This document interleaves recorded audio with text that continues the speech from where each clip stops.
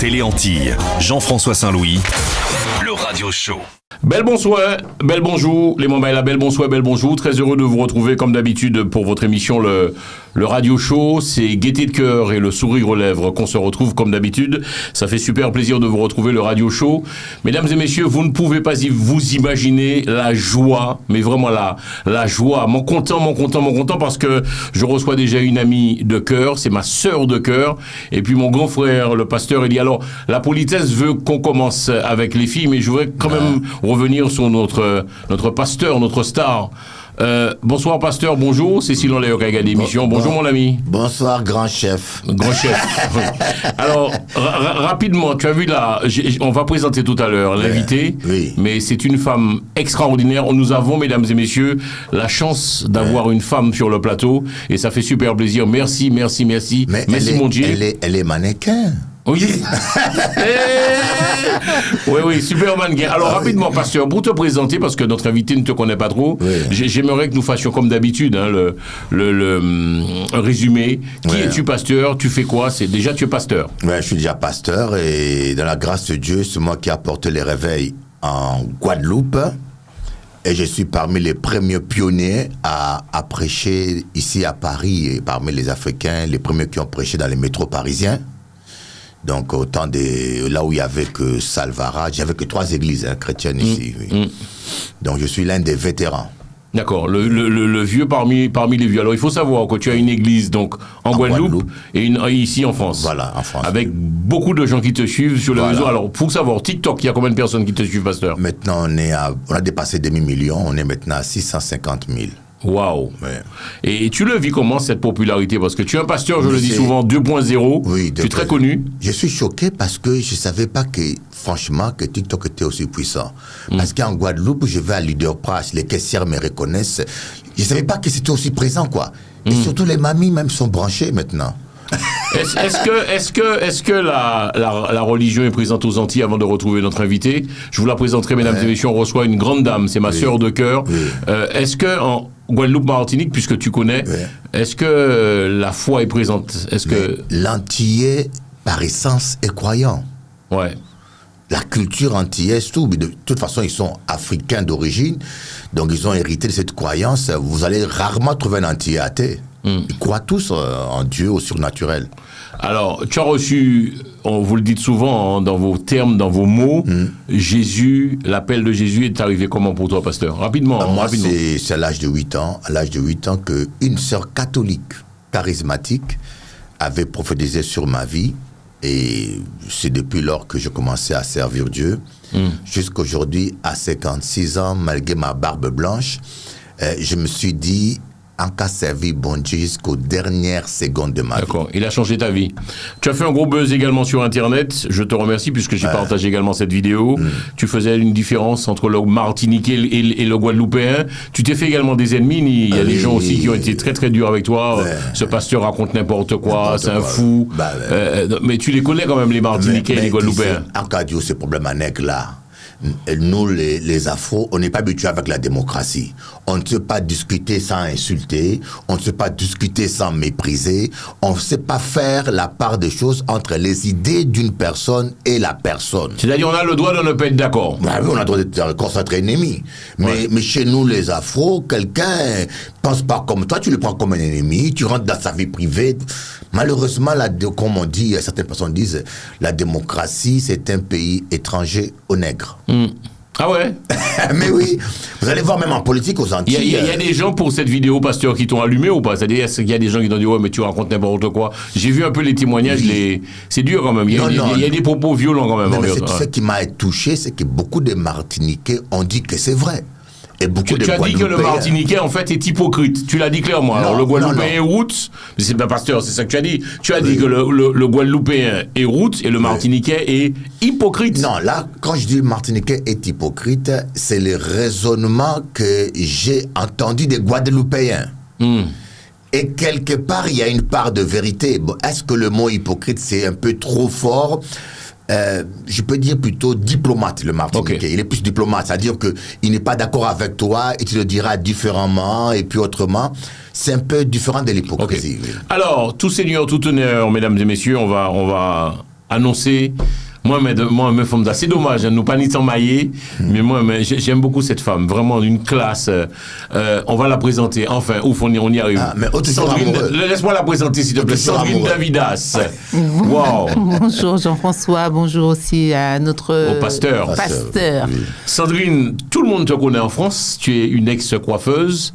Je te remercie, tu seras la co-animatrice de cette émission avec moi. J'ai préparé des sujets et tu as des questions à poser au niveau du pasteur. Mais rapidement, Sandrine, pour te présenter, rapidement, toi aussi, tu as connu la vie. Tu étais dans le monde, comme on dit, et puis tu as accepté Jésus, c'est ça? Oui, j'étais dans le monde et j'étais bien ancrée dans le monde, les deux pieds bien ancrés. Sérieux? Et vraiment, par la grâce de Dieu, j'ai fait une rencontre extraordinaire. J'ai entendu parler de Dieu plusieurs fois par certaines de mes clientes, mais vraiment, quand je suis tombée dans le trou, là, vous savez, l'espèce de trou là qu'on expérimente forcément, et c'est là où la main de Dieu vient te relever. C'est quoi le trou? Le trou que j'avais à cette époque-là, parce que j'en ai connu plein d'autres, et Dieu nous fait avancer comme ça. On ne peut pas avancer dans une vie chrétienne sans passer par le feu. On dit que pour que l'or soit, qu'on puisse avoir de très belles alliances, hein, on va parler de l'alliance, il faut fondre l'or, faire fondre pour le refaçonner. Et c'est ce que Dieu fait avec nous. Donc, j'ai été enceinte de jumeaux. Juste avant les jumeaux, j'ai perdu un bébé à 6 mois de grossesse. Ensuite, j'étais enceinte des jumeaux. Ils sont nés à 6 mois. J'ai fait une espèce de rappel dans ma tête, et ils sont nés à 6 mois, beaucoup trop tôt. C'était 5 mois et demi même. Et mes enfants étaient entre la vie et la mort. Et c'est à ce moment que c'est ce que j'appelle le trou. Parce qu'à chaque fois qu'on allait à l'hôpital, on me disait peut-être qu'il y en a un qui va survivre, l'autre va pas survivre, ainsi de suite. On n'avait que des mauvaises nouvelles. Et à ce moment-là, il fallait que je m'accroche à Dieu pour trouver déjà la paix dans mon cœur et me dire que, voilà, je vais me battre spirituellement pour sauver mes enfants. Et c'est ce que j'ai mis en place. Et j'ai dit, Seigneur, si tu sauves mes enfants, je te donne ma vie. Ah et bon? c'est ce qui s'est passé. C'est un chantage, là? Non, je lui ai fait une promesse. Faut travailler comme ça. Oui, hein? C'est pas un chantage, je lui ai fait une promesse. Et c'est ce qu'on appelle l'alliance. J'ai fait une alliance avec Dieu à ce moment-là. Quand j'ai dit cette phrase-là, c'est une alliance. Seigneur, si tu sauves mes enfants, moi, je te donne en retour ma vie. Et c'est ce que j'ai fait. J'ai accepté de marcher avec Dieu. Et aujourd'hui, 10 ans après, mais je dis, j'ai fait ça trop tard. C'est vrai. Beaucoup trop tard. Tu es heureuse, hein, Sandrine. Quand je te vois, chef d'entreprise, je suis venu te voir en Martinique, propriétaire, tu es bien, tu as tes enfants. C'est pas une question d'argent. C'est pas une question pécuniaire. C'est-à-dire qu'avant, quand j'étais dans le monde, je crois même que je gagnais plus d'argent. Ouais. J'étais plus productive. Mais aujourd'hui, j'ai diminué sur mes activités pour servir le Seigneur. Waouh. Pasteur, alors, il faut savoir dans l'histoire, merci Sandrine, tu restes avec nous, je tiens quand même à dire que Sandrine co-animera cette émission avec nous, c'est important, si elle a des questions à poser, on te les pose. Pasteur, le pourquoi, qu'est-ce qui fait le succès de cette émission, c'est qu'on intervient sur des sujets différents. Il faut savoir que sur TikTok, tu parles de couple. Coach, oui. Coach. Oui, non. Alors, première question, parce qu'on reçoit beaucoup de mails, il faut savoir, Pasteur, je les note quand je peux, donc n'oubliez pas, mesdames et messieurs, l'adresse mail téléanti@gmail.com, je répète, anti avec S. Pasteur, est-ce que l'âge compte en amour ou pas? C'est une dame qui m'envoie ce mail, c'est chaud quand même, elle a 51 ans, tu vas aussi dire ton ressenti, Sandrine, elle a 51 ans et son compagnon n'a que 30 ans. Est-ce que ça te choque ou pas, Pasteur, et tu répondrais quoi? Et juste après, je dois avoir la vie de Sandrine, on est parti. Dans l'amour, l'essentiel, c'est d'être heureux. Bon, il y a des gens qui utilisent la Bible à tort et à travers. La Bible ne donne pas de limite d'âge. Moi, je suis quelqu'un, je ne dis pas plus que ce que dit la Bible, je ne dis pas moins. Donc, comme la Bible ne donne pas de limite d'âge, moi aussi, j'en donne pas. L'essentiel, c'est d'essaimer. Le mal, c'est d'être intéressé. Malheureusement, une grande partie des gens qui ont des quarts d'âge, parfois, c'est de l'amour intéressé, mais on ne va pas généraliser. La preuve, nous avons Macron, notre président. Macron avec Brigitte, malgré leur écart d'âge, ils sont restés fidèles. Macron est devenu président. Ce n'est pas la raison pour laquelle il a jeté sa femme. Ils s'aiment toujours. Donc, pour moi, l'amour n'a pas d'âge. D'accord. L'essentiel, c'est de s'aimer. C'est d'aimer. Sandrine, ton ressenti, parce que alors, tu as un peu compris le principe de l'émission, Sandrine. On a des mails, des questions qui nous envoient, que les téléspectateurs nous envoient, et on répond, le pasteur répond. Toi aussi, alors là, on va avoir un avis de femme. Moi, je trouve ça quand même... Il y a 20 ans d'écart quand même, Sandrine, dans l'histoire. Ça chaud. On nous pas menti quand même, Sandrine. Alors, moi, je vais faire une autre analyse. C'est vrai que les analyses sont bonnes, c'est ce qu'on est en train de faire ici. Et l'analyse que je ferai, moi, c'est que dans le monde, effectivement, on va dire qu'il y a 20 ans d'écart et la femme est plus âgée. C'est compliqué. Forcément, le monsieur, il va voir sa femme vieillir, il va commencer à avoir les petits... C'est ça. On va être honnête, il va commencer à avoir les petits poils blancs, elle sera gênée. Et voilà, parce que ça blanchit et que c'est la nature. Maintenant, il y a une question de maturité. Quelqu'un de 60 ans peut avoir cet âge-là et ne pas être mûr. On peut trouver dans un homme de 60 ans un gamin de 9 ans. Et on peut trouver dans un homme de 30 ans quelqu'un qui a une certaine maturité. Pourquoi ? Parce que c'est Dieu qui élève, c'est lui qui donne la maturité. Donc ça dépend de notre ancrage. À quel niveau on est ancré dans la parole de Dieu, en Christ, pour pouvoir avoir la maturité. Maintenant, si effectivement elle a 51 ans, lui 30 ans, mais qu'il ne soit pas mûr, ni spirituellement, ni même physiquement, mentalement, ça risque de poser problème. Pasteur, je te pose la question, ça te dérange pas là, sérieusement? Parce que je tiens quand même à dire, le fil rouge de l'émission, c'est toujours toi. Sandrine intervient, mais c'est ton avis, toi, sérieusement. Ça te dérange pas? Non, Pasteur, ça me dérange pas. Je pensais que tu allais dire maintenant. Pasteur, là tu me déçois parce que c'est Sandrine qui j'ai l'impression qu'elle te met... Non, Pasteur, d'habitude, tu es quand même plus... Là, tu m'as dit, ah non, on parle d'accord, on parle d'accord. Non, Akadi, bon... Sandrine, pardonne-moi, nous pas qu'à parler religieusement, nous qu'à parler un langage que tout le monde comprend. Ouais. Bon, quel que soit l'âge de l'homme, Moïse, à 80 ans, il avait toujours tout en fonction, quoi. C'est-à-dire que tout fonctionnait. Sexuellement, il fonctionnait. Ouais. Mais il y a des hommes à 40 ans aujourd'hui où déjà fatigués, il faut manger Viagra, Viagri, Viagro. Oui, ils sont fatigués. Bon, voilà, donc, j'ai dit, quel que soit l'écart d'âge, il faut être conséquent et responsable. C'est-à-dire que si tu es un homme de 30 ans, tu te maries avec une femme de 50 ans, et lorsqu'elle aura 70 ans, elle ne peut plus faire l'amour, il faut l'accepter et être responsable avec le choix que tu avais fait.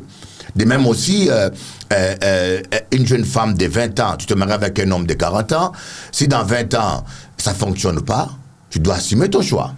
Donc, le vrai problème, c'est est-ce qu'on est responsable de choix que l'on fait? Parce que le problème qui se pose, il y a des gens qui ne sont pas responsables. Tu te maries avec une femme de 50 ans, tu as 30 ans, et au bout de 20 ans, tu te plains qu'elle est tout le temps fatiguée. Pasteur, je ne veux pas entrer dans ma vie privée. Dans ta vie privée, pardon, tu es marié. Ta femme est jeune, pasteur. Ah, mais oui. Mais assumer. Non, et tu dis pas, ça veut dire quoi, on va assumer. Parce que j'ai vu récemment ta femme, mais elle est super jeune, pasteur. Mais oui, mais moi, belle femme, pasteur, tu pourras pas, tu es dans ce cadre, pasteur. Mais moi, j'ai la force de Samson. Bon Dieu, car renouveler force à moi. Un moment ou l'autre, comme a dit Sandrine, on va lui repasser le micro, on se fait attraper par le temps. T'en fais tant qu'il t'est temps. Tu vas te faire avoir, pasteur. Non. Pasteur. Non, tu sais, Jean-François. Pasteur, ta femme est trop jeune. Mais Jean-François, Akadi, si c'est bon Dieu qui bat ma femme là, bon Dieu est responsable. Je vais pas vieillir comme tout le monde. Il va me rajeunir jusqu'à 80 ans. Tout bien qu'à fonctionner. Ah ben oui, comme Moïse. Est-ce que pasteur, on va poser la question à Sandrine. Oui. Est-ce que tu sens parfois la différence, pasteur, quand tu vois ta femme, belle femme, que les jeunes regardent? Je suppose que les jeunes la regardent. Ah, moi aussi, les jeunes me regardent. Mais c'est ça. Donc, non, tu sais, moi, je me dis que le mariage, c'est un choix divin. On ne se marie pas avec une femme parce qu'elle est belle ou parce qu'elle a l'âge, non, mais parce qu'on a la conviction que c'est la personne que Dieu a choisie. Et du moment où c'est le choix de Dieu, dis-toi que Dieu est responsable des choix qu'il fait. Si tu choisis quelqu'un de plus jeune que toi, parce qu'il sait que tu vas assumer jusqu'au bout. Dieu ne va pas te donner quelque chose qui ne sera pas à ton hauteur. C'est le principe du mariage. Bon, maintenant, les gens qui ne croient en rien font le choix intéressé, un choix hasardeux, et ils en vivent les conséquences. Sandrine, est-ce que quand le pasteur parle ainsi, tu te reconnais? Est-ce que des jeunes, avec tout le respect que je te dois, tu es une très belle femme, est-ce que les jeunes te courtisent, te draguent parfois pas? Tu sens le regard, tu es... je connais pas ta vie, mais bon. Non, je m'en rends pas compte parce que je suis pas du tout. Alors même là, quand on parle du mariage, je suis pas du tout sur le côté physique. Que ça fonctionne ou pas, je veux dire, quand on parlait des choix, la personne a fait un choix. Quelqu'un peut avoir un problème de santé à 40 ans, se retrouver impuissant, et on fait quoi? La dame, elle se barre ou vice-versa? Donc je crois que c'est un choix déjà d'être ensemble. Un choix, l'unité, le mariage, l'unité, on est ensemble l'un pour l'autre. Que ça fonctionne ou pas, ce n'est pas ça la question. La question c'est jusqu'où je suis prête à aller pour cette personne et avec cette personne. Wow. Parce qu'elle elle a tout répondu quelque part. Oui, alors, s'il vous plaît, je suis très content parce que sur le plateau de Télé Antilles, mesdames et messieurs, on a deux personnes que j'aime énormément, Pasteur et Sandrine, la sœur Sandrine, qui ont, eux, accepté Jésus dans leur vie. Ouais. Alors, qu'est-ce qu'est ton message, Pasteur? Alors, si par exemple, un petit jeune, une petite jeune de 18 ans vient me draguer, parce que je l'aime, il y a de l'amour, je garde cette femme ou cet homme? L'essentiel dans la vie, c'est d'être heureux. Mais oui, Pasteur, non, Pasteur, arrête ça, Pasteur. Il y a une différence quand même d'âge. On va poser la question. Un exemple. Ouais. J'avais une amie thaïlandaise. Elle s'est mariée avec un homme médecin, ils avaient 30 ans d'écart. Wow. Et moi, je me disais que c'est intéressé. Mais le jour où je parlais avec elle en profondeur, elle m'a fait comprendre qu'elle n'a jamais vu son père. Ah oui, c'est ça. Qu'elle a grandi sans affection paternelle et elle aime profondément son mari parce qu'elle retrouve ce qu'elle n'a jamais trouvé. Et c'est là que je me suis rendu compte que la dame, c'était pas l'argent qui l'intéressait. On a trop de préjugés. On a des préjugés sur lesquels on est branché et on pense que tout le monde fonctionne comme nous. Ça. Alors que c'est faux. Ok. Sandrine, ton mot de la fin pour clore, tu répondrais quoi à cette dame? Il faut vivre pleinement son amour? J'avais deux choses qui me venaient en tête tout à l'heure quand on a parlé de l'amour. Quand tu disais une petite jeune qui va venir te draguer. L'amour, c'est pas ça. L'amour, c'est pas elle vient me draguer. Ça, c'est un espèce de coup de foudre. C'est ce qu'on appelle le coup de foudre. Ouais. Tu vois quelqu'un, clic, et puis on se dit ça va coller. C'est pas ça l'amour. L'amour est plus profond que ça. Et c'est pour ça que on ne se marie pas avec n'importe qui. Il faut savoir à qui tu vas donner la bague, à qui tu vas donner l'alliance, avec qui tu vas faire de toi une seule personne. C'est comme si les deux alliages qu'on met ensemble qui donnent l'acier. Eh ben là, une fois que c'est soudé ensemble, c'est soudé. C'est ça que Dieu a créé dans le mariage. Pasteur, ça représente quoi pour toi le mariage? Sandrine a parlé d'une truc très important. Le mariage pour toi, c'est quoi, Pasteur? Le mariage, c'est sacré. Malheureusement, le mariage est banalisé. Et l'acte sexuel aujourd'hui, c'est devenu comme un acte quelconque. Avoir un rapport sexuel, c'est mélange d'âme, mélange de sang. S'il y a de maladies vénériennes, il y a aussi des MST, maladies spirituellement transmissibles aussi. Ouais. Donc, on se mélange le sang, on se mélange des malédictions ou des bénédictions. Donc, le mariage, c'est sacré. La chose qui est en train de détruire ce monde, c'est parce qu'on est en train de dévaloriser le mariage, de rendre le mariage, on se marie d'ailleurs actuellement avec Sarkozy, ils ont créé une loi pour faciliter le divorce. Donc c'est la plus grosse erreur. Pasteur, je t'ai déjà plein de fois sinon posé cette question. Bon, je suis très content du sujet, des sujets que nous évoquons. On a ma sœur Sandrine avec nous sur le plateau. Qu'est-ce que tu penses du mariage homosexuel, Pasteur? Wow. Le mariage... Sois franc, Pasteur. Oui, voilà. Le mariage homosexuel. Restons sur le mais mot. là, après, Sandrine répondra. Mais on parle de deux femmes et deux hommes qui s'aiment. Attention. Oui, voilà. Ouais. Mais c'est pas le mariage. Moi, j'appelle ça union homosexuelle. Parce que le mariage, dans la Bible, c'est un homme, une femme. Le problème que nous avons, qui se pose aujourd'hui en France, c'est que vous voulez appeler chien, chat, chien. Vous voulez changer les choses. Vous voulez appeler une femme un homme. Vous voulez appeler un cabri un chien. Ça ne va pas. Le mariage, c'est l'union d'un homme et d'une femme.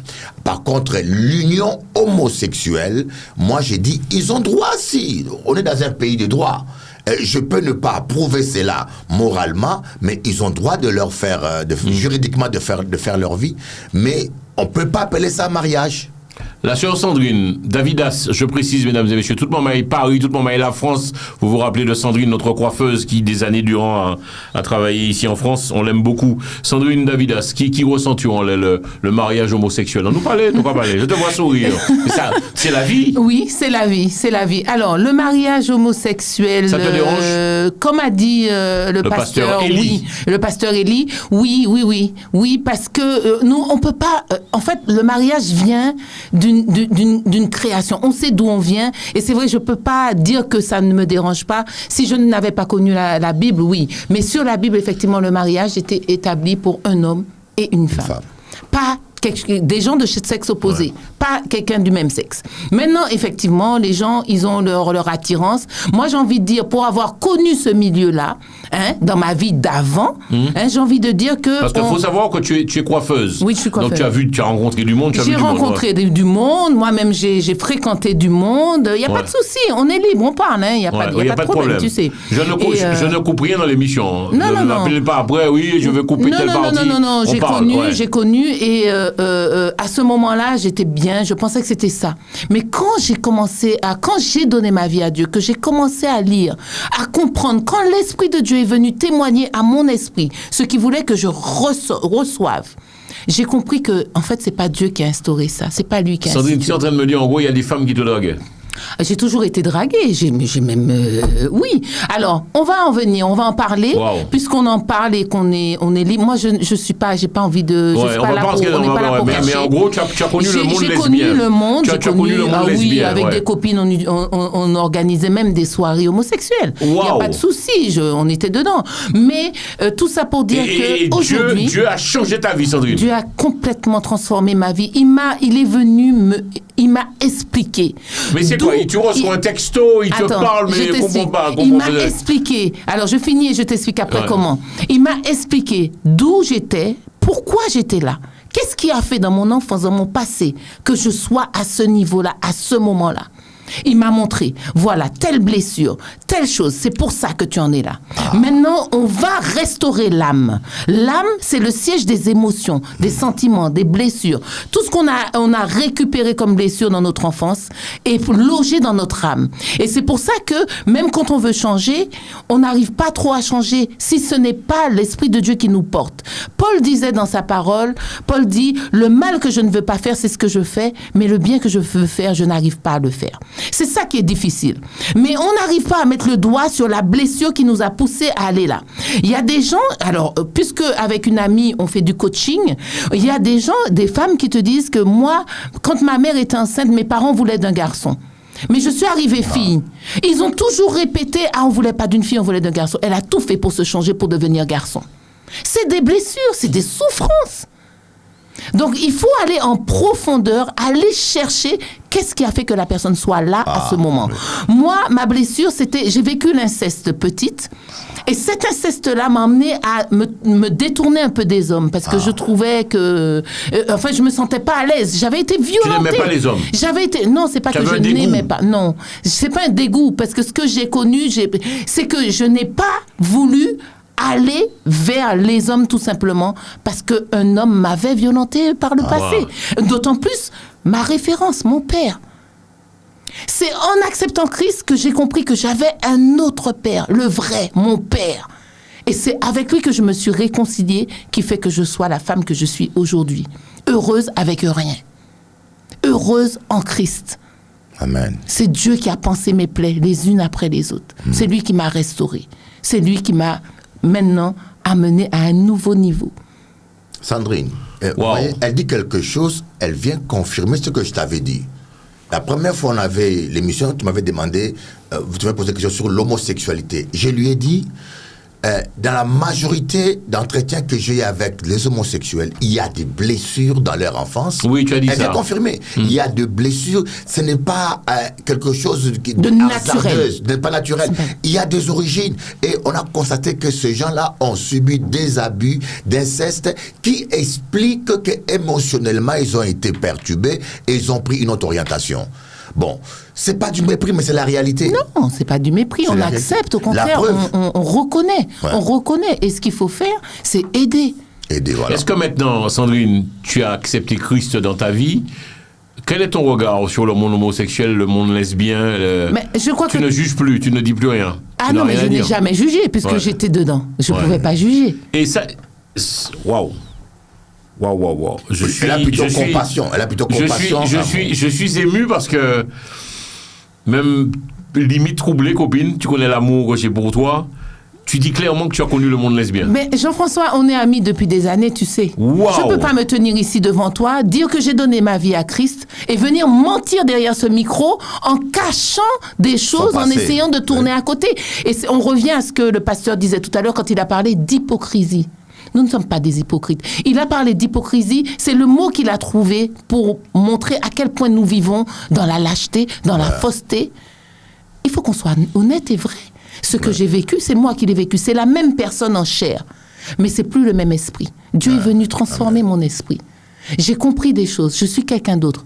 Mais je veux aider aujourd'hui. Amen. Parce que je l'ai vécu pour aider. Je ne l'ai pas vécu pour critiquer ceux qui sont dedans. Parce que moi-même, j'étais dedans. Dieu nous a sortis de la boue. Donc, ceux qui sont dans la boue, moi, je veux les prendre par la main et les emmener. Je ne dis pas que l'homosexualité, c'est de la boue. C'est un exemple que je prends. Vous voyez ? Tu étais vraiment malheureuse, Sandrine. Mais à ce moment-là, je me sentais pas malheureuse. J'étais dans mon univers. Voilà. L'univers que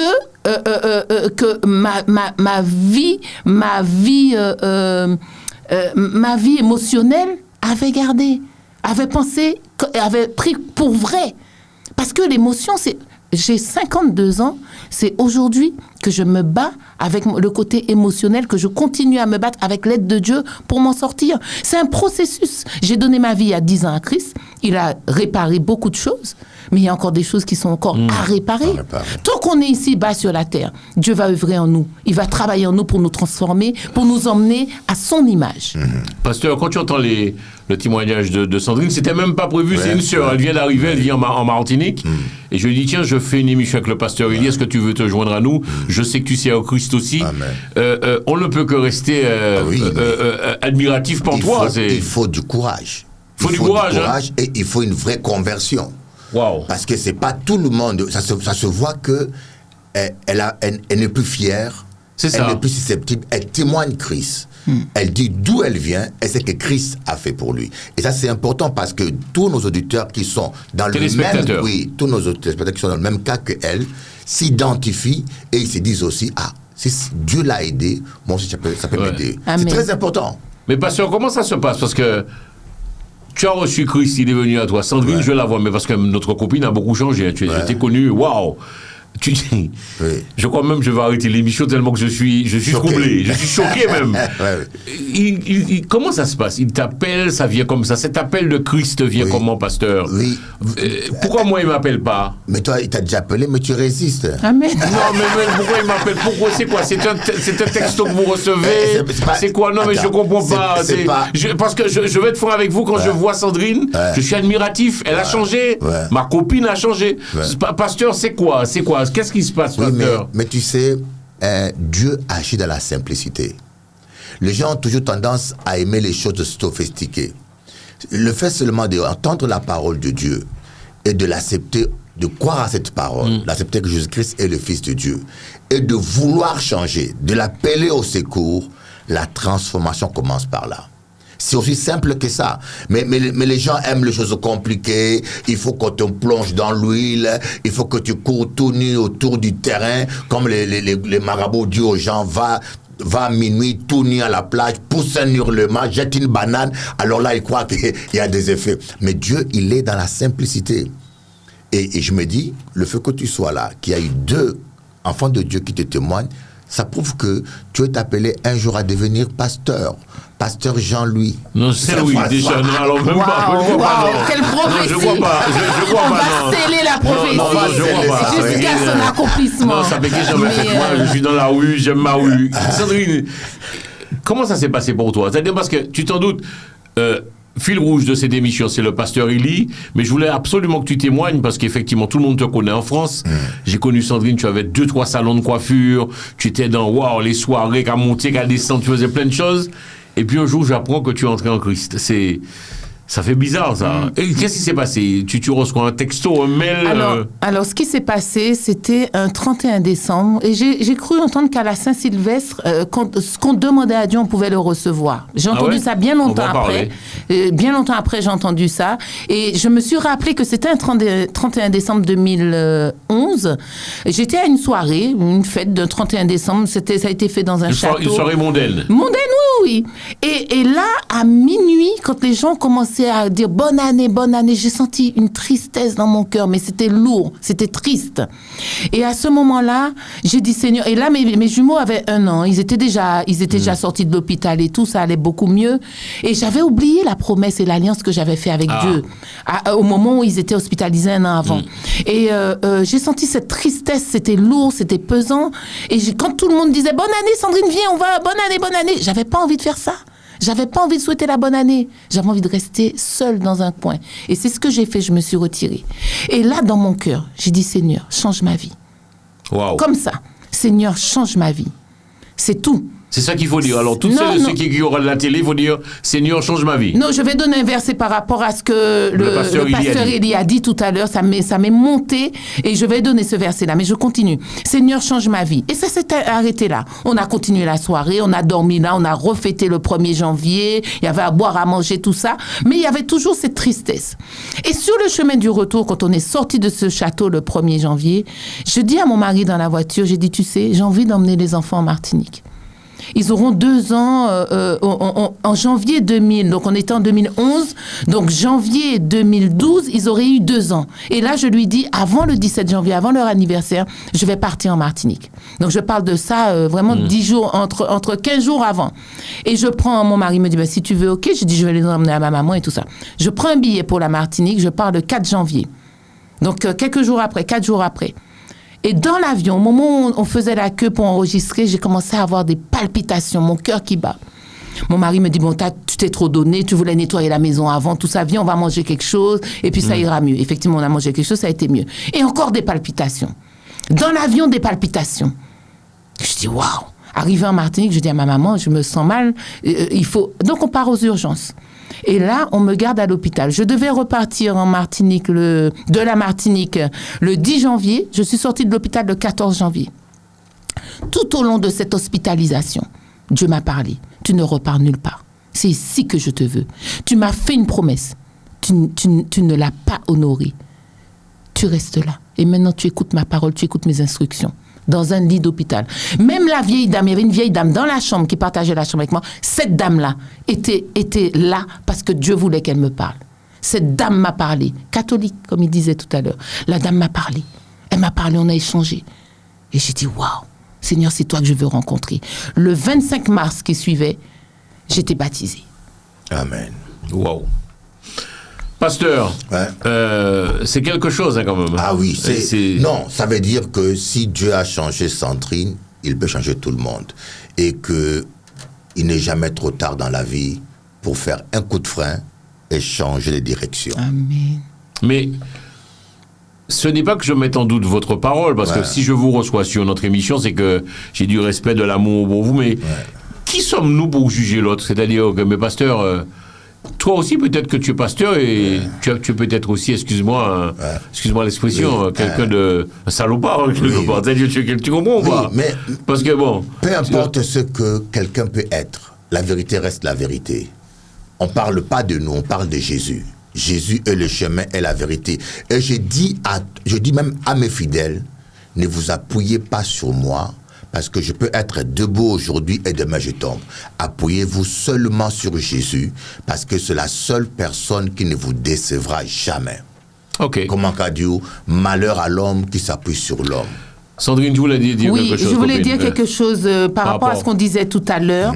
Et ça va bien englober tout ça. Dans Romains 10, verset 9, il est dit, si tu crois au Seigneur Jésus, et si tu confesses de ta bouche qu'il est ressuscité, alors tu seras sauvé. Je cherche le verset. Alors tu seras sauvé. C'est juste ça. Si tu confesses de ta bouche le Seigneur Jésus, tu reconnais qu'il est le Fils de Dieu et qu'il a payé le prix, qu'il a été ressuscité des morts pour nous, rachetez-nous du péché de la mort, alors tu seras sauvé. C'est tout ce que Dieu a dit. Et c'est quand Pasteur Élie disait que dans la simplicité, Dieu agit, c'est ça la simplicité de Dieu. Confesse de ta bouche. Le jour où j'étais assise là dans ce château, j'ai dit Seigneur, change ma vie. Faut savoir J'ai que tu fais le réveillon dans des châteaux. Hein. C'est pas donné à tout le monde quand même. Hein. Ça, c'était quand j'étais à Paris avant. C'est fini, ça. Mais fais-nous refaire un château avec Tu fais ton réveillon le 31 décembre dans un château et tu es malheureuse. Mais voilà. Voilà, c'est ça le truc. C'est terrible, ça. Avoir tout et être malheureuse dans son cœur. Et puis finalement, tout qui voyageait en business, qui avait de grosses voitures. Aujourd'hui, j'ai entre guillemets, j'aime à dire que j'ai tout perdu. J'ai pas tout perdu parce que j'ai Dieu, mais j'ai perdu tout ce qui était pécunier. Dieu m'a dépouillé. C'est ce qu'on appelle le dépouillement. J'étais dépouillé. Alors, pour vous parler, attends, pasteur, parce que vous ne connaissiez pas avant, Sandrine et toi, parce que je te raconte, elle avait un salon de coiffure, les gens faisaient la queue au métro. J'ai connu ça, oui, Sandrine. C'est-à-dire, tu as vu de l'argent, appartement, les États-Unis, qu'à monter, qu'à descendre, qu'à voyager. 31 décembre dans un château. Ouais. Sandrine, c'est quelque chose, hein? C'était la vie. Oui, pasteur. Acadio. Mets ton micro, fais monter. Voilà. Il faut qu'un jour, les gens comprennent que l'argent n'apporte pas le bonheur. Oh. Que le sexe n'apporte. Tout ça, c'est nécessaire. Pasteur, on va poser la question tout à l'heure à Sandrine. Pasteur, s'il te plaît, l'argent, c'est important. Arrêtez vos conneries, là. Arrêtez. Mais non. Tu peux pas me dire que, ici, là, je dois payer, ici. Oui, mais on doit faire des choses. Tout ça, c'est de l'argent. Mais t'as pas compris ce que j'ai dit. Vas-y. Je n'ai pas dit que l'argent, c'est pas important. J'ai dit que l'argent n'apporte pas le bonheur. Il est nécessaire. Mais à lui seul, il ne suffit pas. Sinon, Michael Jackson aurait été heureux. Il dormait avec de calmants et puis il est mort de ça. Vous croyez que Bill Gates est là où il est heureux sans Jésus? J'aurais préféré être à sa place, hein, quand même. Non, mais pasteur. Oui. Donc, on va poser tout à l'heure la question à Sandrine. Ton rapport avec l'argent, c'est quoi, pasteur? Voilà une dame qui avait de l'argent, comme tu dis. Grave. Qui avait tout, mais elle t'a dit qu'elle n'était pas heureuse. Maintenant, elle est heureuse avec Jésus. Et en fait, j'ai pas d'argent qui dort sur un compte, j'ai pas de... Mais, je vous assure, pour être là à parler avec vous aujourd'hui, je suis venue à Paris pour une soirée spéciale que j'organise avec des amis, pour les couples. Toujours pour le travail de Dieu. J'avais pas l'argent du billet. Et vous savez à quel point les billets ont augmenté. Par la foi, j'ai dit à mes enfants, j'ai 2 filles magnifiques avec qui j'échange beaucoup. J'ai aussi 2 garçons, mais ils sont encore petits. Mais mes filles, elles sont remplies de l'amour de Dieu. On en profite pour les saluer. Gros bisous. Elles sont remplies de l'amour et je discute beaucoup avec elles. Et je leur dis, je dois aller à Paris pour la soirée des couples. Maman, est-ce que c'est Dieu qui t'envoie? Oui, il faut que j'y aille. J'ai dit par la foi, je vais prendre le billet, je vais le payer en 4 fois. J'ai pris mon billet, j'ai payé en 4 fois, la carte bleue est passée, j'ai dit ouf, merci Seigneur. J'avais pas l'argent parce que j'ai acheté une petite maison en Martinique et je fais des travaux, tout l'argent passe dans les travaux. Bon, j'avais pas l'argent pour venir ici à Paris, j'ai dit mon Dieu Sandrine, si tu as envie de te faire plaisir, Dieu m'a mis à cœur, lance une formation, tu vas faire une formation pour les coiffeurs. Aujourd'hui, ce matin, je me suis réveillée, il y avait 3 000 € sur mon compte de formation. C'est Dieu qui rémunère, c'est Dieu qui donne, c'est lui qui donne au-delà de tout. N'attendez pas d'avoir l'argent dans les mains pour aller faire ce que Dieu vous demande de faire. Je suis la preuve vivante. Moi, c'est témoignage. Hein. Mais alors Sandrine, là, tu vas convertir Jean-François vite. Il est converti déjà. Il résiste. Jean-François résiste, mais il est converti. On peut pas être amis. Le blé, là, va les convertir vite. Non, mais on a besoin d'argent, pasteur. Mais oui, on a besoin d'argent, c'est nécessaire. Alors, on continue, hein, puisqu'on est un peu là aussi pour discuter, échanger et puis parler des différents sujets. On a parlé de l'âge. On a reçu aussi alors ça m'a beaucoup touché ce mail. J'aimerais te l'envoyer même aussi à toi, Sandrine. Je te l'enverrai après l'émission. C'est une femme, très belle femme, elle me le dit clairement. Elle me dit qu'elle est accro à un homme, elle est accro. Et cet homme, elle souffre beaucoup avec cet homme qui est infidèle. Elle voit ses infidélités, elle voit tout. Mais bon, elle n'arrive pas à se détacher de cet homme. Pasteur, tu répondrais quoi à cette femme? J'ai dit... Tu sais que ça existe? Oui. Tu sais, on va parler de ça aussi avec Sandrine. Je suis super content parce qu'on a la vie d'un homme, la vie d'une femme.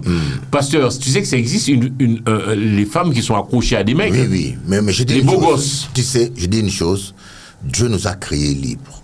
Dieu nous appelle à vivre dans la liberté. La Bible dit, là où il y a l'Esprit de Dieu, il y a la liberté. Dieu ne veut pas, quand vous voyez quelqu'un devenir esclave de quelqu'un d'autre, c'est diabolique. Ah ouais? Oui. La dépendance. Ou la dépendance, où tu peux pas te passer de quelqu'un, c'est pas normal. C'est pour cela qu'on dit la drogue, Dieu le condamne. Pourquoi? Parce que ça rend l'homme esclave. L'alcool, quelqu'un devient alcoolique, tu ne peux pas s'en passer. Il devient esclave de l'alcool. Et Dieu ne veut pas qu'on devienne esclave d'un homme. Moi, je dirais à cette femme, je préfère souffrir une fois pour tout, je retrouve ma liberté, que de vivre toute une vie esclave d'un homme. Mais non, pasteur, tu sais très bien que les sentiments, ça ne se contrôle pas. La bouche parle, mais le cœur ne parle pas. Quand tu aimes, pasteur. Il y a beaucoup. Tu sais qu'il y a beaucoup de téléspectateurs qui auront cette émission, qui sont quelque peu outrés que tu parles comme ça. L'amour, ça ne se contrôle pas. Il y a beaucoup d'hommes qui restent dans leur foyer. Jean-François, qui a dit que l'amour ne se contrôle pas? Dieu a créé l'homme capable de se contrôler. Dieu a dit à l'homme, tu domines sur tout. Quelqu'un qui veut n'importe quoi. Je peux te le dire. Pasteur. Mais oui, je sais de quoi je te parle. Il faut tu as déjà eu un chagrin d'amour, pasteur? Oui. Tu as déjà eu un gros poil? Oui, j'ai déjà eu un gros poil. Tu nous as dit l'autre fois dans l'émission que tu as eu un gros poil, tu as dû voyager, tu as été voir plein de femmes à Punta Cana. Oui ou non, tu te rappelles? J'ai dit que j'ai failli tuer même. Ah ben voilà. Ça m'est arrivé à la tête. Donc tu te contrôlais pas, pasteur, de raconter des conneries? Heureusement que je me suis contrôlé, sinon je l'aurais tué. Pourquoi? Mais attends, l'amour te rend jaloux, ça t'amène dans tous les extrêmes. Le monsieur qui va coucher avec un enfant pédophile, c'est parce qu'il ne sait pas se contrôler. C'est-à-dire que l'homme doit apprendre qu'on peut se contrôler grâce au Saint-Esprit. Lorsqu'on aime, c'est compliqué, pasteur. Non. Il y a de l'amour. Je suis convaincu que l'homme peut se maîtriser et se contrôler. Et devenir esclave d'une femme, d'un homme, il n'y a rien de pire, l'esclavage sentimental. Tu deviens esclave, comme obsédé par quelqu'un qui détruit ta vie. Ça, c'est une relation toxique. Moi, je me dis, il faut souffrir une fois pour tout, couper ça, et puis vivre heureux. Sur la terre, il y a des milliards d'hommes, des milliards de femmes célibataires. Pourquoi être esclave d'un seul? Wow. Sandrine, j'aimerais avoir l'avis d'une femme. Femme que tu es, la dépendance, est-ce que toi tu as déjà aussi aimé et pourquoi souffert? Alors on peut pas dire le contraire parce que je connais un tout petit peu ta vie sur certaines choses. Alors on parle de la vie d'avant, la vie d'avant, oui, j'ai beaucoup souffert, j'aimais justement et pareil, ça part aussi que cette femme qui a envoyé ce mail, comment se considère-t-elle? Comment se voit-elle? Le pasteur a tout dit. Elle s'est mise sous la dépendance de quelqu'un qui lui fait du mal. Sandrine, écoute-moi, arrêtez de faire le truc. Écoute profondément. Quand tu aimes, tu aimes. Écoute profondément ce que je dis. Comment elle se voit? Jean-François, toi tu aimes. Oui. Tu aimes, mais quand tu te regardes dans un miroir, quand on te voit, on sait que Jean-François, il y a des choses qu'il ne va pas accepter. Parce que tu t'aimes trop pour accepter des choses. Donc tu dois t'aimer. Avant d'aimer, tu dois t'aimer plus que la personne que tu aimes. Là, elle est en train de dire qu'elle subit, donc elle aime la personne plus qu'elle. Donc sa vie, quelle est la valeur de sa vie pour elle? Moi, je crois qu'on doit s'aimer. L'amour avec un grand A, c'est s'aimer. Et savoir où s'arrête aussi, où est la limite. Qu'est-ce que je vais accepter et qu'est-ce que je ne vais pas accepter. Moi aussi, j'ai aimé. Mais un jour, j'ai pris toutes mes affaires en 2004 avec mon ex-mari. J'ai pris toutes mes affaires et je me suis barrée. Parce que j'avais atteint la limite. Je n'osais pas, Sandrine. Tu connais le respect que j'ai pour toi et l'amour que j'ai pour tes enfants et toi, mais... Tu le dis clairement à la télé, tu t'es cassé. Mais Jean-François, j'ai pris mes clics et mes claques. Tu cours, il y a une femme, tu cours après. Une famille, tu cours après. Ça n'arrête pas. Elle est belle l'émission aujourd'hui. La cerise sur le gâteau, c'était quand j'ai eu ma fille. Ma fille est née en 2000, j'ai trouvé une nounou. La nounou était avec le père. Oh là! Et là, j'ai dit, je crois qu'on a atteint la limite. Tu as beaucoup accepté. On a atteint. Et moi, je vous dis, aujourd'hui, je vous dis une chose. N'attendez pas la limite. C'est-à-dire que dès la première fois, la première chose qui vous choque, qui vous fait voir que cette personne ne vous respecte pas, sortez de là. Wow. Pourquoi vous allez accepter de rester là? Et puis moi, je vais dépérir, je serai en dépression, vous allez prendre des j'ai connu ça. Vous allez prendre des antidépresseurs et tout ça, simplement parce que vous êtes mal, à cause de qui? De quelqu'un? De quelqu'un qui s'en fout de toi. Alors que sans cette personne, vous serez heureuse. Dieu est venu donner une vie de paix et non de malheur. Lorsqu'on aime, je vous arrête de me parler de l'amour comme si l'amour n'est pas un sentiment. Je te dis ça. L'amour n'est pas une émotion. Je dis ça parce que l'amour l'amour, c'est incontrôlable. L'amour long, mais Mais non, Emeko avant. Emeko, fais ça qui bombe. Pasteur, comment tu peux parler comme ça, pasteur? Je t'ai dit, aime ton prochain comme tu t'aimes toi-même. Mais si yo pas qu'à aimer yo même, tu souffres pour quelqu'un, tu deviens l'esclave de quelqu'un, il détruit ta vie. Ah oui. Attends, tu vas où? Après, c'est la maladie. En fait, le processus, c'est quoi? Regarde ta caméra là. Ouais. Le c'est ma caméra, je l'ai pas vu, moi j'ai regardé Jean-François, salut. Le processus, c'est quoi? Donc, le processus, on commence à accepter une chose, on accepte une deuxième, et plus vous acceptez, plus les choses vont être corsées et difficiles. Je connais un couple, parce que je fais du coaching avec une amie, on parle beaucoup au couple. Je connais un couple où la dame te dit que le monsieur lui a dit, si tu continues comme ça, moi je vais emmener la maîtresse à la maison. Tu vas dormir dans le salon et je vais dormir dans la chambre avec elle. Waouh!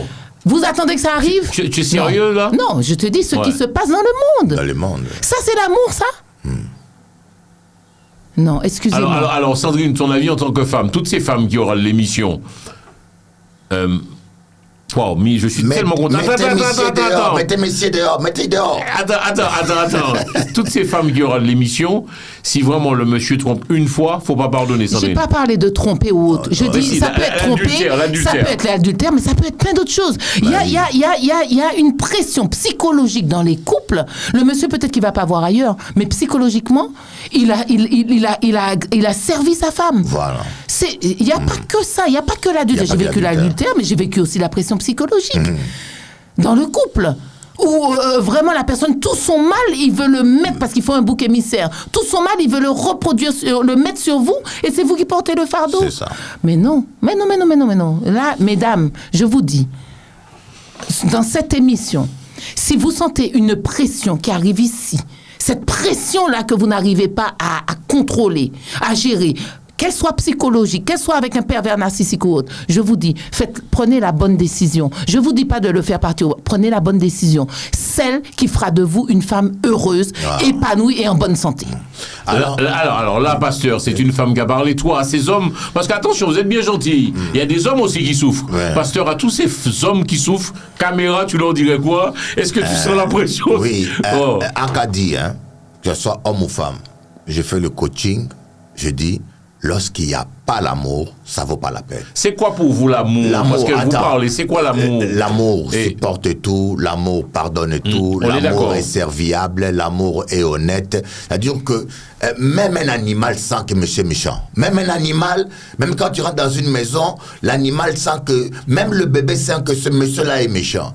Donc, un homme ou une femme qui ne sait pas discerner l'amour, tout homme sait discerner l'amour. Quand tu vois que tu vis avec un homme qui ne t'aime pas, ça n'a plus de sens. Un homme peut avoir ses défauts, Une femme peut avoir ses défauts. Un homme peut être nerveux, un homme peut être agressif, ou une femme, même l'adultère peut arriver dans un couple. Mais quand cela arrive, quelqu'un qui t'aime se répand, il répare sa faute. Mais quand tu es devant l'évidence, tu vois que monsieur pas aimé ou madame pas aimé pourquoi insister? Et quand à quel moment doit-on partir, pasteur? Mais attends, du moment où tu vois que la personne, tu en es convaincu, ou l'évidence est que la personne ne t'aime pas... Attends, je vais poser une question aussi après à Sandrine. Ouais. Je construis ma maison avec mon mari. J'ai des enfants. Ouais. J'ai des crédits. J'ai une voiture. Il y a de l'investissement. Il y a des choses. On ne peut pas partir comme ça non plus. Pasteur, à quel moment... Attends, Sandrine, tu vas répondre. Ouais. Pasteur, réponds, s'il te plaît. À quel moment doit-on partir? Alors, aux autres, c'est comme ça. Alors, pourquoi partir? Non, ce que je vais expliquer... D'abord, il y a le mariage, parce qu'il y en a qui construisent tous dans le concubinage. Donc, il n'y a aucun lien. Mais je parle de ceux qui sont mariés devant Dieu. Les gens qui sont mariés devant Dieu, on dit que l'amour persévère, l'amour est patient, l'amour supporte. Donc, on n'est pas là pour encourager le divorce, voyez. Mais par contre, lorsqu'on se rend compte qu'il n'y a pas d'amour dans un couple, ou que la personne ne vous aime pas, qu'il a fait un autre choix, il ne faut pas insister. Les biens matériels, c'est liquide. Il y a moyen, comme des grands, de négocier, de discuter ensemble qu'est-ce qu'on fait de ce qu'on a construit, mais il ne faut pas sacrifier. Moi, j'ai rencontré une femme, pendant 18 ans, il vivait avec un homme, Elle m'a dit elle ne l'aime plus depuis 18 ans. On est d'accord. Mais elle on est d'accord qu'il y a plein de couples comme ça dans ce cas. Elle continue à subir le monsieur, à faire l'amour avec un homme qu'elle n'aime plus parce qu'elle attend que les enfants terminent les études. C'est ça. C'est quoi ça? Tu sacrifies 18 ans de ta vie. C'est de la bêtise. Il faut être réaliste. Et en plus, parfois les enfants sont plus heureux en étant avec leur mère seule qu'avec un monsieur qui n'est pas là, qui tape maman, qui crie tout le temps. Sandrine, toi, je te trouve très, tu es attentive, voilà, attentive au pasteur. Sandrine, toi, ton ressenti pour les femmes qui nous regardent aujourd'hui, ça serait quoi ton message? Quand ça va pas, il faut partir, on peut pas partir tout de suite, Sandrine. Mon message déjà... Si tu restais des années, pourquoi toi, tu restais des années, tu as bien galéré, et là maintenant tu dis aux gens de partir, c'est pas possible? Non, j'ai jamais dit de partir, j'ai dit faites ce qui est bon pour vous. Ouais. Prenez la solution qui est bon pour vous. Aimez-vous avant tout. Et ce que je peux dire là, et puis c'est pour les hommes et pour les femmes. Quand on voit ces couples qui souffrent, quand on voit ces familles qui souffrent, des enfants qui sont au milieu de tout ça, qui sont en pleine souffrance également, eh ben moi j'ai envie de vous dire, aujourd'hui on est dans l'ère du coaching, on parle du coaching. Voilà. Pourquoi vous faites pas un travail sur vous? Pourquoi rester tel qu'on est et vouloir que les choses changent? Recommencez, vous allez vous séparer de ce monsieur-là, vous allez en trouver un autre qui a aussi lui ses blessures et ses souffrances, et il va rentrer dans votre vie. Très rapidement, donc vous n'aurez même pas le temps de faire le deuil de ce que vous avez quitté. Vous allez faire rentrer quelqu'un parce que vous avez peur d'être seul et vous allez encore recommencer à être dans des problèmes. Prenez un temps pour vous et faites-vous coacher. Il y a des psychologues, il y a des coachs, il y a de tout. Et même dans le couple, si vous êtes en couple et que vous voulez garder votre couple en vie, en santé, faites-vous coacher, monsieur et madame. Aujourd'hui, on peut le faire. Ça a un coût. Mais au moins, vous avez du résultat. Ça a été ton cas, tu l'as fait, toi, Sandrine. Bon, on va pas entrer dans ta vie privée ne regarde que toi, mais c'est quoi ta vie? Maintenant, j'ai l'impression que tu donnes tout à Jésus, le reste, c'est pas... C'est tout un recul de ce que j'ai vécu qui me permet aujourd'hui de parler, de m'asseoir et de parler comme ça. OK? Ça s'est pas fait en un jour, mais oui, j'ai vu des psychologues. Ouais. Je suis passée par la dépression, je suis passée par tout Sandrine, il faudra coacher Jean-François. J'arrête pas, mais il m'écoute pas, il fait à sa tête. Mais il est déjà touché, la prophétie a été libérée, Jean-François est touché, Dieu va faire... Donc en gros, pour toi, pasteur, après je poserai la question à Sandrine, qu'est-ce qui fait le succès d'un couple? C'est le respect des deux côtés, Sandrine, pasteur? Le dialogue surtout. D'abord, l'amour. Parce que s'il n'y a pas l'amour, on peut dire tout ce qu'on veut, se perdre des temps. C'est l'amour qui fait que quand l'autre est triste, on baisse le ton. Okay. Quand l'autre est malheureux, c'est l'amour. Bien. Et puis, même quand il y a l'amour, s'il n'y a pas les dialogues, l'amour baisse. On ne se comprend pas, on a des préjugés et ça finit en... Est-ce que ma femme a le droit... Rapproche-toi du micro, pasteur. Est-ce que ma femme a le droit de me dire non, elle n'a pas envie de faire l'amour ce soir? Ah mais oui. Ah bon? Ah mais oui, tu n'es pas une chose. Et puis, c'est aussi au cas, il y a des hommes qui sont de véritables gorilles. Hein? Il y a qu'à sauter sur madame là. Attends. Et puis, il y a des hommes qui ne savent pas faire l'amour. Ah ben oui, on a dit ça, parce qu'il est habitué à faire l'amour dans l'école derrière comme un voleur, et il se marie, il garde les mêmes habitudes.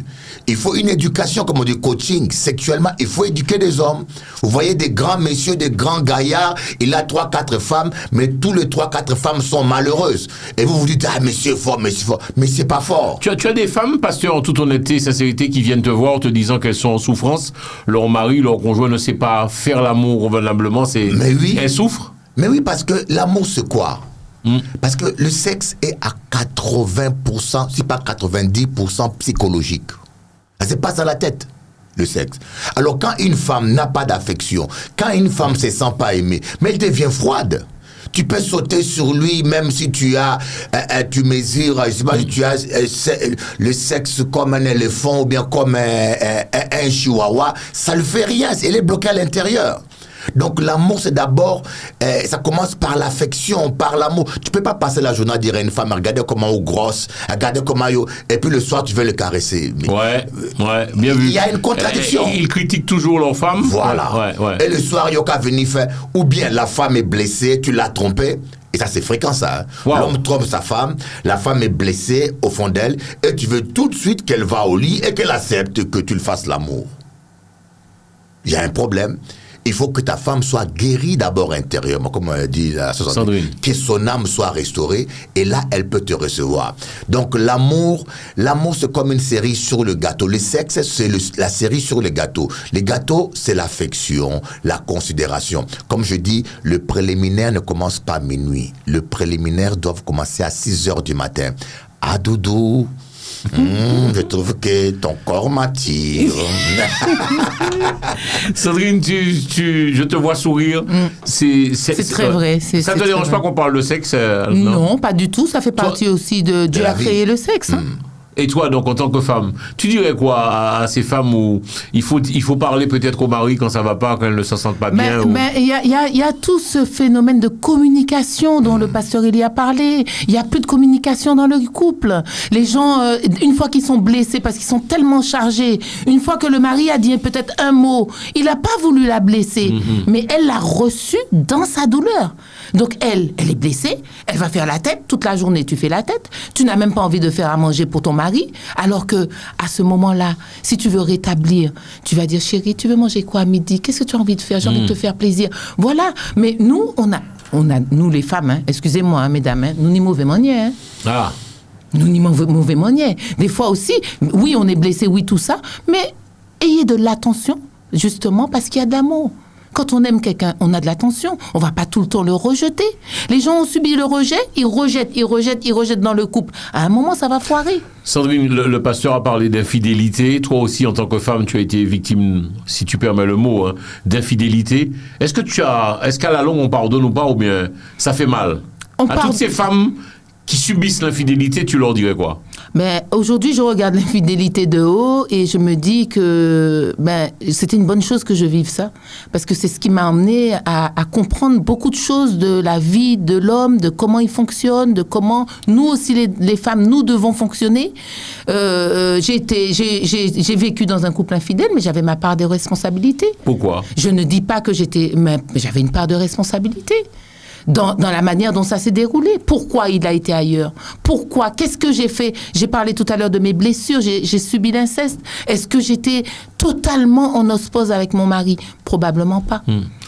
Pasteur, pourquoi est-ce qu'un homme est-il infidèle? Alors moi, je suis super content de l'émission. On a la vie d'une femme, la vie d'un homme sur le plateau. Alors pourquoi un homme est-il infidèle, pasteur? Il peut avoir la plus belle femme du monde, il fait le con. Oui, l'infidélité d'abord, c'est dû à l'immaturité sexuelle. L'immaturité sexuelle, c'est quoi? Il y a des hommes, Chabine là, waouh! Chinoise, pas jamais goûté du chinoise, en cas essayer. Comme je dis, le riz servi dans une assiette blanche, ou dans une assiette noire, ou dans une assiette jaune, a toujours le même goût. Et il y a beaucoup d'hommes qui n'ont pas compris ça. Il y a des hommes qui pensent que les femmes sont différentes. Toutes les femmes sont pareilles. La sexualité se passe dans ta tête. Lorsque tu crois, comme je vous ai dit, il te sera fait selon ta foi. Lorsque tu crois que la négresse est bonne au lit, tu es conditionné psychologiquement à passer un moment bon avec une négresse. Et quand tu vas coucher avec la négresse, tu vas dire « Waouh, c'est extraordinaire !» Mais tu ne sais pas que tout s'est passé dans ta tête. Toutes les femmes sont pareilles. Lorsque un homme a de l'expérience et devient mature et comprend que toutes les femmes sont pareilles, il va rester avec sa femme, il va gérer sa femme et il va apprendre à se contenter de sa femme. Donc, une partie de l'infidélité est due au manque de maturité sexuelle. Et la deuxième partie, c'est dû aussi au vice, au fantasme. Il y a des gens qui sont vicieux, hein. Il y a des gens qui sont vicieux parce qu'ils sont vicieux et le vice s'est guéri par la foi, par la prière. Le vice aussi s'est guéri par le coaching. Quand tu dis vicieux, il y a aussi des femmes vicieuses aussi. Oui. C'est 50-50. Hein. Oui, mais il y a un homme qui m'a dit, j'étais chez une coiffeuse à Sainte-Anne, elle m'a dit, les femmes trompent plus les hommes. Non. Mais cela ne se dit pas. Elle m'a dit ça l'engage elle. Elle m'a dit, écoutez, l'infidélité de la femme ne se dit pas. C'est ça. En fait, la femme ne parle pas. Ouais, il y a des hommes qui croient qu'ils trompent leur femme, mais c'est pas que la femme la trompe 2 fois plus. C'est vrai. On vit dans un monde pourri. Ouais. Et puis j'ai des gens qui me suivent sur TikTok qui me disent et pourquoi est-ce que lorsque l'homme trompe la femme doit pardonner, mais lorsque la femme trompe l'homme ne pardonne pas. Je dis mais c'est pas la même chose. Oh non, parce que c'est pas bien. Mais oui, c'est pas bien ce que tu viens de dire là. Écoute bien, Jean-François. Le sexe chez l'homme se passe dans la tête. Un homme peut aller voir une prostituée, couche avec sans l'aimer. Mais une femme équilibrée, lorsqu'elle va ailleurs, c'est que ton dossier est clôturé. Tu peux lui demander, elle te dira. Sandrine, je te pose la question. Ça fait super plaisir de vous avoir tous les deux sur le plateau. Femmes, hommes qui ont accepté Jésus dans leur vie. Lorsqu'une femme trompe son homme, c'est le dossier est clos pour l'autre homme? Oui, dans certains cas, parce que pour travailler avec des femmes et parler régulièrement avec des femmes, vraiment mes clientes se confient. J'entends beaucoup de choses et il se passe aussi beaucoup de choses. Mais à travers tout ça, j'ai beaucoup de compassion pour les femmes et pour les hommes aussi, pour l'homme avec un grand H. Pourquoi? Parce que nous savons aussi, au regard de la parole, que Satan n'est pas là à dormir. Lui, son premier champ de bataille, son premier champ de prédilection, là où il va aller attaquer, c'est dans les couples, dans les familles, afin de couper la tête. Aujourd'hui, si Satan avait pu m'atteindre comme il a essayé depuis toutes ces années, depuis ma naissance, je crois que je ne serais pas là à parler de Dieu aujourd'hui. Souvent, il y a des grands ministères dans des familles, mais l'ennemi a déjà bloqué pour que ces familles-là ne puissent pas s'élever, entendre la voix de Dieu et pouvoir servir Dieu plus tard. Mais je vous invite à briser ce que l'ennemi a planté en vous. Ne pas regarder les défauts de l'autre en face de vous. Commencez à transformer vos propres défauts. Transformez-vous pour que l'autre maintenant puisse s'aligner à ce que vous lui montrez. Et c'est ça, en fait. C'est un peu la parole, pasteur, qui dit derrière un grand homme, il y a une grande femme. Derrière une grande femme, il y a un grand homme. Écoutez, j'aimerais vous dire une chose. En psychologiquement parlant, l'adultère vous rend stérile aux belles idées, aux bonnes choses. L'adultère, c'est perte de temps, perte d'argent, perte d'énergie et perte d'inspiration. Vous allez voir tous les gens qui sont livrés à ce genre de vie, où ils finissent dans la dépression, dans l'alcool, dans les drogues. Pourquoi vous voyez la plupart des stars terminer dans la drogue, dans l'alcool? Mais cette vie-là des excès, comme on dit là, comme dit la Bible, tout excès nuit. Même l'excès dans le mariage de sexe nuit. Quand là où il y a fait l'amour, qu'espérer que vous pas là-dedans, là où il y a fait l'amour tous les jours, ça perd son goût, ça perd son charme. Il faut un peu espacer, il faut un peu 2 semaines sans toucher madame, et puis après, là où il y a revenir ensemble au bout. Attention là qu'à monter. Pour toi, faire l'amour tous les jours, parce que j'ai des amis, ils font l'amour tous les jours, alors enfin, pourquoi c'est pas bon ça, pasteur? J'ai l'impression que c'est toi. Tous les jours, ça devient banal. Moi, je pense que quand c'est tous les jours, et d'abord c'est banal et parfois c'est mal fait. Alors, on continue à progresser. On va quasiment terminer l'émission. Ça fait déjà 1 heure qu'on est ensemble. Je voudrais que nous parlions un peu de cette auditrice encore. On a beaucoup de mails de femmes. Le manque de confiance. Elle me dit qu'elle a du mal à avoir confiance en elle. Ça serait quoi le message du pasteur Élie et de Sandrine? C'est une auditrice qui m'a envoyé un mail me disant: Jean-François, j'ai du mal avec moi, j'ai du mal, j'échoue dans tout, j'ai du mal à discuter, à parler, à me mettre en avant, j'ai toujours du mal à... En fait, c'est un manque de confiance en soi. Tu répondrais quoi, pasteur? Comme dit Sandrine, elle a besoin de restauration.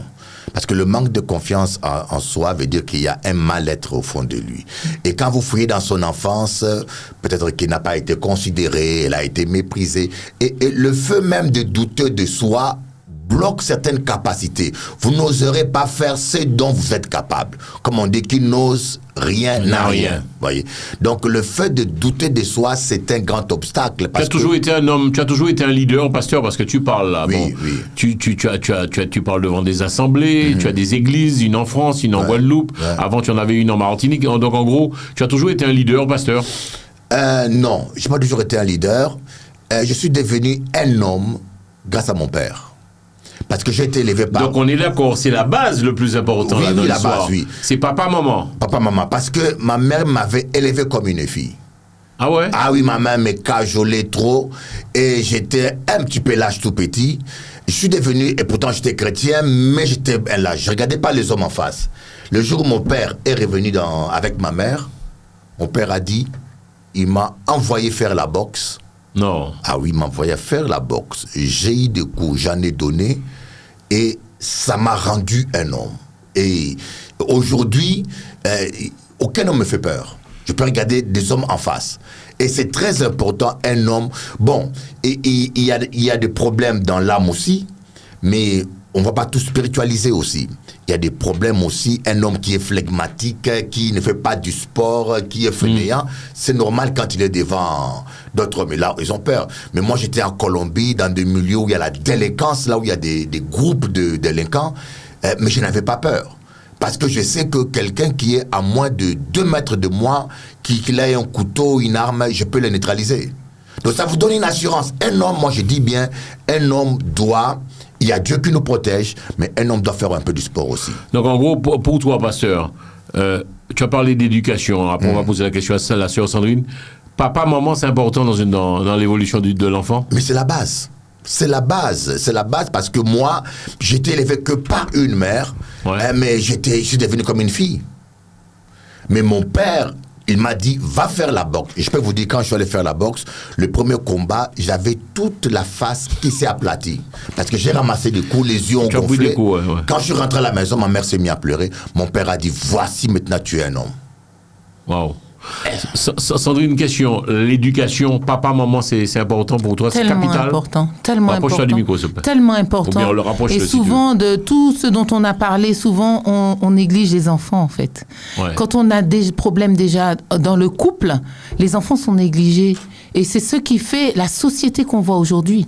Et moi, ça me fait beaucoup de tristesse dans le cœur de parler de ça. Quand on voit ces jeunes, ces gamins qui tuent pour un rien et tout ça parce qu'ils sont à bout, ils veulent tout de suite réagir. Voilà. Réagir par la violence.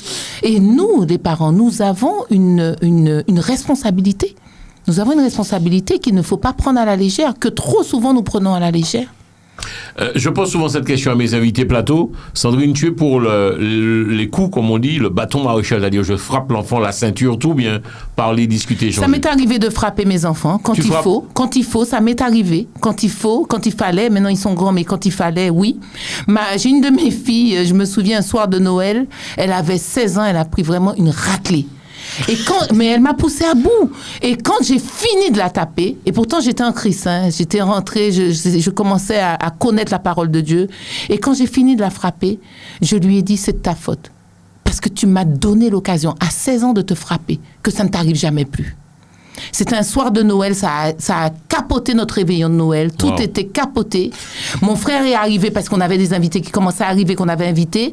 Mon frère est arrivé, il m'a trouvé en train de vraiment la fracasser parce que moi j'ai des mauvaises colères. Ça vient aussi de mon père. Quand il nous frappait, il ne pouvait pas s'arrêter. Donc on fait toujours les mêmes schémas. Donc j'avais des mauvaises colères, mais Dieu a restauré. Amen. Et pour revenir à ça, le lendemain, l'enfant s'est réveillé le 25 décembre. Elle s'est réveillée et j'avais déjà acheté son cadeau puisque je ne savais pas qu'elle allait me pousser à bout. Le 25 décembre, elle s'est levée, elle est venue dans ma chambre. Maman, j'ai besoin de te parler. Merci, j'avais besoin d'être recadrée. Voilà ce que ma fille à 16 ans m'a dit. Ah oui, c'est elle avait besoin d'être recadrée. Aujourd'hui, elle est cadrée. Elle a 22 ans. Elle est cadrée. Et cet enfant-là, quand elle me parle, moi-même, je dis waouh. Ah ouais. On parle de laquelle? Parce que je connais on parle de la deuxième, Maëlle. Ah, mais Maëlle, nous salut Maëlle. Alors toi, tu donnes des coups, parce que tu as des enfants, pasteur. Oui, j'ai des enfants. Et alors, tu frappes ou pas, pasteur? Est-ce que tu tapes? Faut pas taper. Non, si parfois, on dit que les coups, c'est important. Non, si je frappe, les dégâts sont trop énormes. Non, je ne vais pas frapper un enfant un coup. Même taper, je me dis toujours qu'il faut jamais... Elle parle de son passé. Mais quand on est chrétien, il ne faut jamais parler ni agir dans la colère. Non. Quand vous avez une crise de colère, un homme qui est responsable cherche d'abord à le maîtriser. Parfois, je préfère sortir dehors, faire un tour à la plage, et puis évacuer la colère. Et quand je reviens, je parle. Parce que dans la colère, on ne mesure pas ses actes, on ne mesure pas ses mots, et on ne mesure pas ses gestes, quoi. On peut donner un coup, on ne se rend pas compte de ce qu'on donne comme coup. Vous avez accepté, Sandrine et Pasteur Eli, Christ dans votre vie. Vous vous fâchez jamais? Tu te fâches quand même, Sandrine? Alors aujourd'hui, j'entendais Pasteur Eli parler de la colère. Effectivement, aujourd'hui, en fait, on voit aussi ce que la colère produit. La colère n'est pas de Dieu. La colère produit aussi des dégâts pour celui qui reçoit et pour celui qui se met en colère. Combien de personnes ont fait des AVC ou des ruptures d'anévrisme parce qu'ils se sont mis en colère? Donc on voit bien que c'est pas de Dieu. Derrière, c'est diabolique. Wow, Pasteur? Oui, c'est ça. Moi, vous savez, j'ai une histoire. Je connais un Matignon qui est mort par crise de colère. Hein? Un Matignon, un blanc Matignon, comme un béquet, qui était le père d'une fille que je connais très bien, voisin.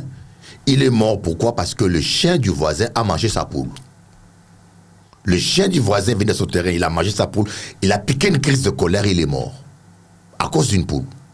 Vous vous rendez compte? C'est rigolo, mais la colère n'est pas une bonne chose. Et la colère, ça peut arriver à tout le monde. Hein. Si je vous dis que je ne m'énerve pas, je suis un menteur. Ça peut arriver. Mais il faut apprendre à gérer la colère. Moi, j'ai un principe. Quand je suis énervé, je ferme ma bouche et je ne bouge pas mes mains. Ah, mais oui, ou bien je préfère... Sérieux? Ah oui. Je préfère prendre ma voiture, faire un tour, ou tourner, ou faire autre chose. Mais par contre, il y a des femmes... quand vous ne parlez pas, ça les énerve encore plus. Alors là...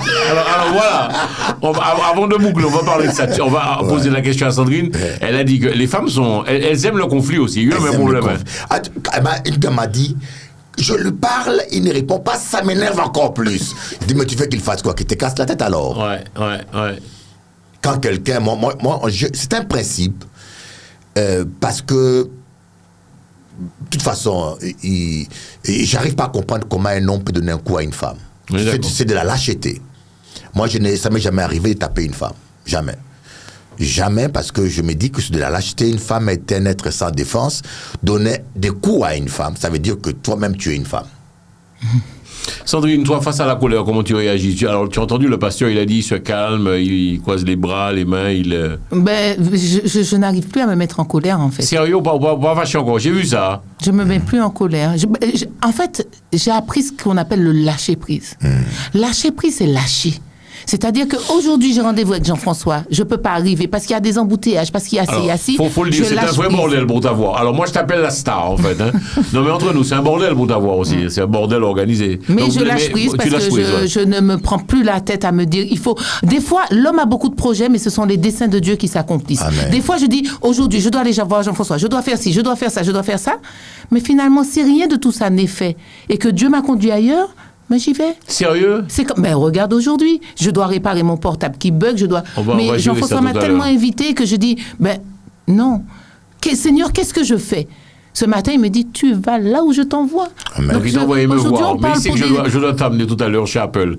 Je vais t'amener, je prends juste après l'émission, on ira chez Apple. Parce qu'on va terminer l'émission. Qu'est-ce qu'on peut te souhaiter? On a vraiment passé un bon moment. Tu vois, je dirais pas que je t'ai pris en otage, mais je voulais absolument te présenter la sœur Sandrine. Elle est magnifique. Hein? Elle est magnifique. Son témoignage est touchant. C'est franchement, ça mérite même une émission spéciale. Qu'est-ce qui t'a touché chez Sandrine, la sœur? Sa franchise et puis son témoignage. Vous ne vous rendez pas compte. Et c'est un espoir pour beaucoup de femmes. Son témoignage donne l'espoir à tout le monde que c'est possible. Alors, si vous voulez contacter, mesdames et messieurs, Sandrine Davidas, vous allez sur son compte Facebook, Sandrine Davidas, ça te dérange pas, on peut donner ton, c'est Sandrine Davidas. Oui, envoyez-moi des messages si vous voulez, que je puisse vous répondre, qu'on puisse échanger et que je puisse aussi rentrer plus en profondeur dans mon propre témoignage. Amen. Pasteur, qu'est-ce qu'on peut te souhaiter pour terminer l'émission et puis après on va boucler avec Sandrine. Attends. La politesse, parce que c'est toi le fil rouge de l'émission. Ouais. Sandrine, mot de la fin, ça serait quoi? Qu'est-ce qu'on peut te souhaiter, copine? Alors tu es ici à Paris pour le boulot? Oui, je suis là pour le boulot. Me souhaiter une bonne continuation. Et moi, ce que je vous souhaite, c'est du changement dans vos vies. Amen. Ce que vous avez entendu aujourd'hui, que ça produise un fruit qui soit vraiment à déguster, vraiment un bon fruit. Ne laissez pas les mauvaises graines germer en vous, mais au contraire, laissez les bonnes graines que vous avez entendues. Tu es heureuse maintenant comme femme, Sandrine? Ah, je sais pas comment vous me trouvez. Ça se voit, elle est heureuse. Mais moi, je me sens heureuse. Et pourtant... Il y a des problèmes. Oui, mais je suis heureuse. En tout temps. Et en toutes circonstances. Parce que tu as accepté Christ dans ta vie. Oui, ça a changé ma vie.